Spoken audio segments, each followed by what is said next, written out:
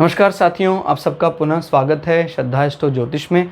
आज हम लोग कवर करने वाले हैं मिथुन लगन की कुंडली में यदि शुक्र अष्टम भाव में बैठे हैं तो क्या फल है। हम ये भी कह सकते हैं मिथुन लगन की कुंडली में मकर राशि के शुक्र किस प्रकार का फल देते हैं। इससे पहले हम लोगों ने चैनल में सूर्य से लेकर बृहस्पति तक की कंप्लीट वीडियो सीरीज अपलोड कर दी है।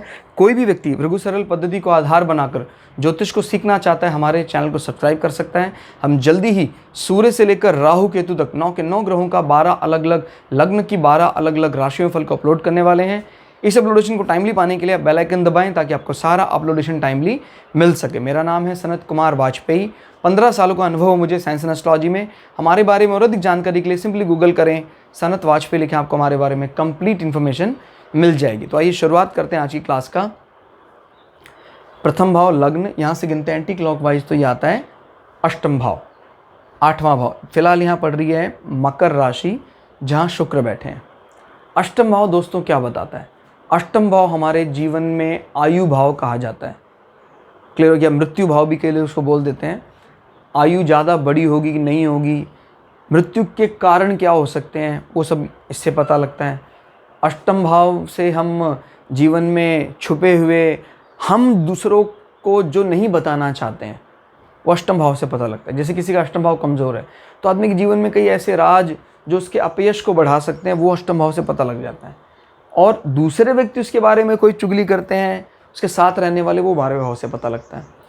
और अष्टम भाव हमारे एक्सटर्नल सेक्सुअल ऑर्गन की बात करता है, लिंग की बात करता है, लिंग के रोगों की बात करता है। अष्टम भाव ही है जिससे हमें जीवन में ओवरऑल कष्ट मिलता है, कष्टों का भाव कहा जाता है। जैसे किसी का छठा भाव बहुत खराब है, बीमारियां, लेकिन अष्टम भाव बहुत मजबूत है तो बीमारियां होंगी लेकिन उनसे होने वाला कष्ट उनको परेशान नहीं करेगा। और अष्टम भाव अकल्ट साधनाएं, तांत्रिक साधनाओं की बात भी करता है। आपको संसार के छुपे हुए रहस्यों को जानने की बड़ी ज़्यादा जिज्ञासा होती है अगर अष्टम भाव एक्टिव है आपका। और अष्टम भाव ससुराल पक्ष को भी रिप्रेजेंट करता है। फिलहाल यहाँ 10 नंबर है जो शनि की बड़ी एग्रेसिव राशि मानी जाती है, जो मंगल की फेवरेट राशि भी है। क्लियर हो गया? तो अगर 10 नंबर यहाँ राशि आती है तो व्यक्ति अपने इस मृत्यु संबंधी विषय को लेकर बड़ा ज़्यादा एग्रेसिव रहता है, यानी ज़्यादा भयभीत होना इनके स्वभाव में प्रायः नहीं होता है, बशर्ते शनि की स्थिति भी अच्छी हो।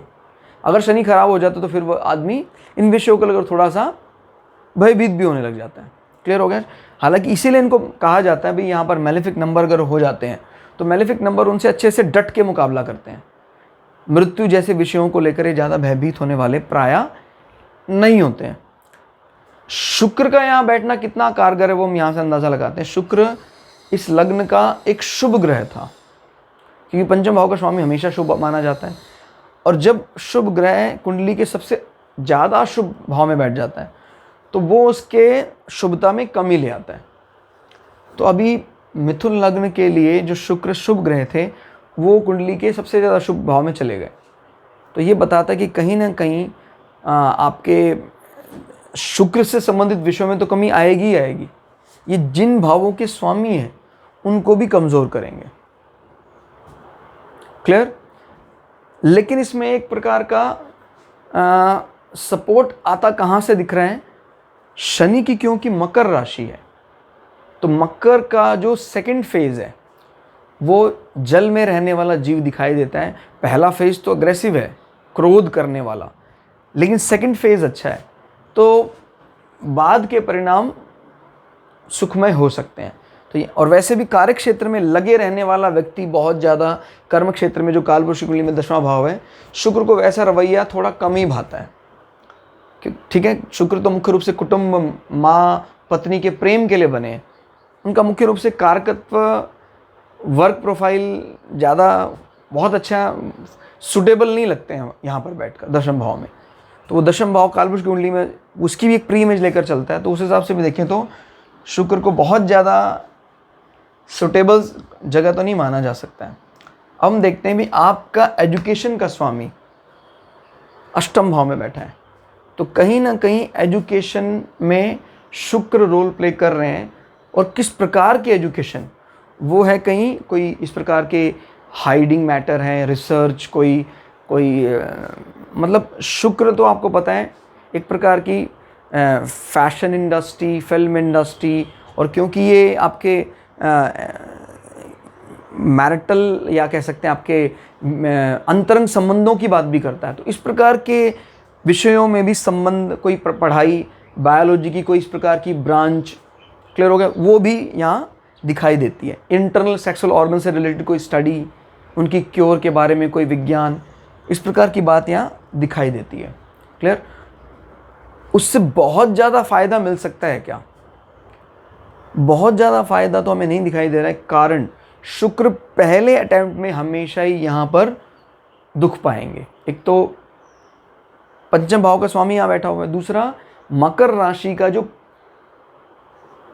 लुक है, पहला भाव दिखाई देने में ऐसा लगता है जैसे वो मंगल की तरह जान पड़ता है, तो उसका दुष्परिणाम दिखाई। लेकिन सेकंड फेज इज जल तत्व, तो फिर वो मना लेता है। मित्र हैं वैसे शनि इनके, शुक्र के, तो उसका भी फायदा इनको थोड़ा थोड़ा तो मिलेगा ही। अपने से कहाँ बैठे? 1 2 3 4, तो संतान के सुख को देखने के लिए यहाँ से देखा जाता है। शुक्र इसका स्वामी होकर अपने से चतुर्थ में बैठा हुआ है, तो क्योंकि तब हम अष्टम नहीं देखेंगे, अगर हम यहाँ से सीधा गिनेंगे तब इसको अष्टम नहीं माना जाएगा। 1 2 3 4, मेरी बात को समझिएगा, इससे चतुर्थ हमेशा ही संतान के सुख के लिए होता है। तो संतान के सुख की बात करेगा, स्वामी यहाँ बैठा है मित्र के भाव में, वो सुख दिलाने वाला होगा, इसमें कोई दो राय नहीं है। आपके संतानों के भवन का अंदाज़ा भी हम यहाँ से लगा सकते हैं, ठीक है।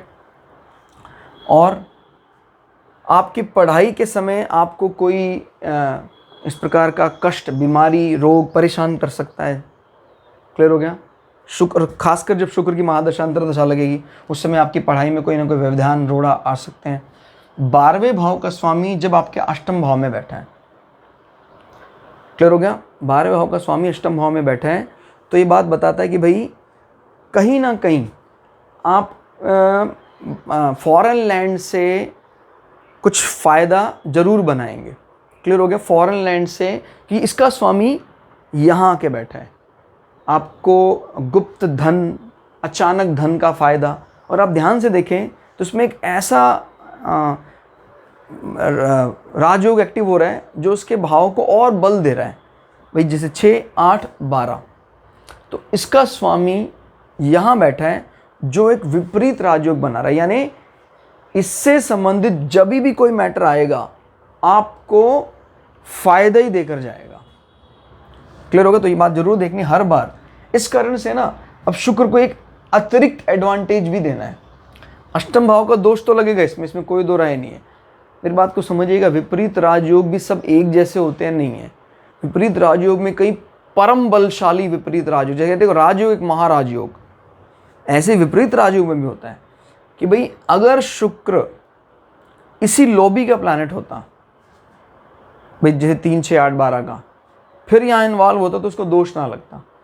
अभी हमने डिपार्टमेंटल काम, क्योंकि हमने पहले कह रहा कभी आप तो शुभ ग्रह हैं, और फिर हमने आपको यहाँ बिठा दिया तो अशुभता तो लगी, लेकिन इसकी अशुभता को शुभता में बदलने, नॉट शुभता, प्रॉफिट या गेन में बदलने का काम किसने कर दिया? विपरीत राजयोग ने। इससे संबंधित कोई भी विषयों को जब कभी भी टैकल करेंगे शुक्र, सारे मैटर यहाँ से फायदा दिलवाने वाले। और शुक्र की नज़र क्योंकि यहाँ से धन भाव में भी पड़ रही है, तो अचानक मिलने वाले फॉरेन लैंड से फायदे आपके एसेट्स को बढ़ाएंगे। कोई भी दूरस्थ स्थान में की गई इन्वेस्टमेंट आपके 8वें भाव में बल देगी। 8वां भाव आपका ससुराल पक्ष भी होता है, तो आपके ससुराल पक्ष के जरिए भी आपके सेकंड भाव में अच्छी खासी बढ़ोतरी होने में दिखाई देगी। क्लियर हो गया? यहाँ से भी अगर हम देखें, जैसे मैंने कहा संतान पक्ष के लिए सुखों को दिलवाने वाला होगा, ठीक है। और पढ़ाई में बिल्कुल अगर शुक्र की दशा चली है तो आपको कुछ कष्ट या बीमारियों का सामना करना पड़ सकता है, अगर शुक्र की अंतर्दशा महादशा लगेगी तब। तो ओवरऑल देखा जाए तो क्योंकि एक शुभ ग्रह अशुभ भाव में चला गया तो शुभता तो कम हो गई, लेकिन विपरीत राजयोग ने चीज़ को बैलेंस कर दिया और मोर देन 65% नंबर शुक्र को दे दिए। तो दोस्तों आज की क्लास में इतना ही। क्लास आपको कैसी लगी कमेंट करके ज़रूर बताइएगा। मिलते हैं अगली क्लास में, तब तक के लिए जय श्री भगु पराशरा, जय श्री शुक्राचार्य, नमस्कार।